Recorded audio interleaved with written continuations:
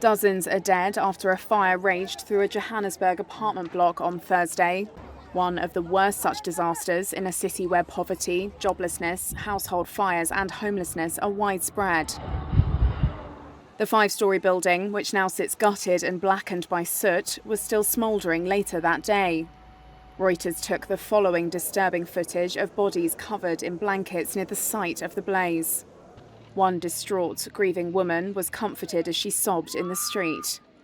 South African President Cyril Ramaphosa called the incident a great tragedy.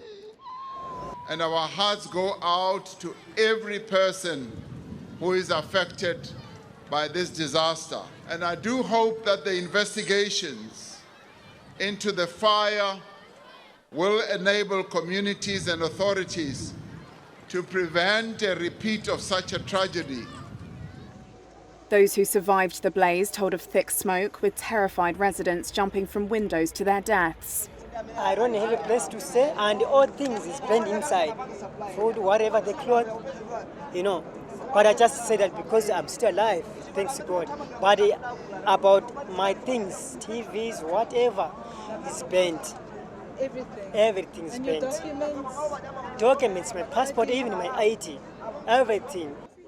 The building, in a rundown area of town, was owned by municipal authorities. But 12 hours after the blaze broke out, those authorities were still unable to provide a clear picture of who had lived there. The city's mayor said the municipality had leased it to a charity for displaced women, but that it had, quote, ended up serving a different purpose, without giving further details. One official said some of those who burned to death may have been renting from criminal gangs who were operating illegally. Edward Malope, spokesperson for research and advocacy group the Socio-Economic Rights Institute, says that the city has been absent in taking responsibility for its properties.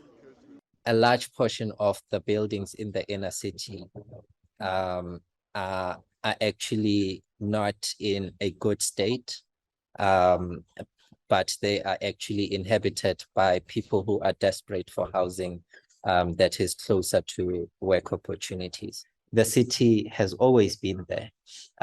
They have never been absent in all of this, but they have been absent in the runnings and of the buildings and their properties. And so they have also contributed to some of these conditions by effectively not taking effective ownership of their properties.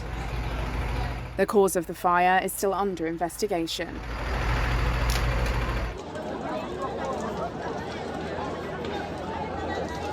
Tragically, we can now confirm that there's about 73 fatalities. 66 of those are adults and 7 children.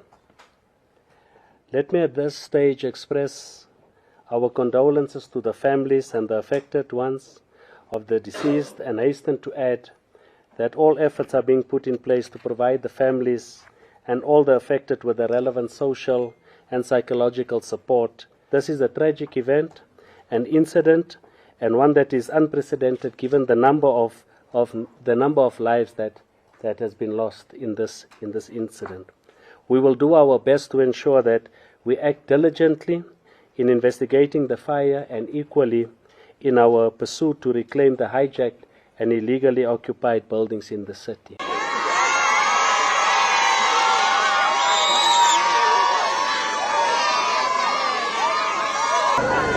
So this is tragic.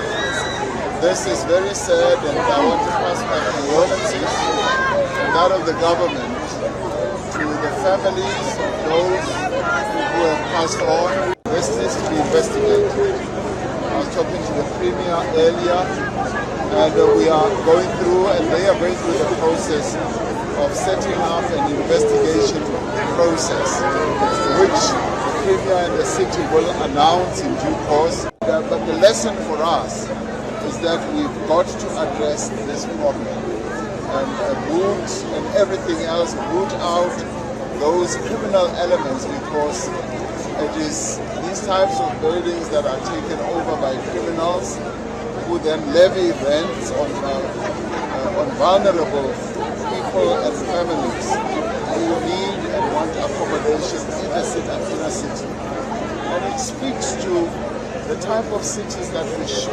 have.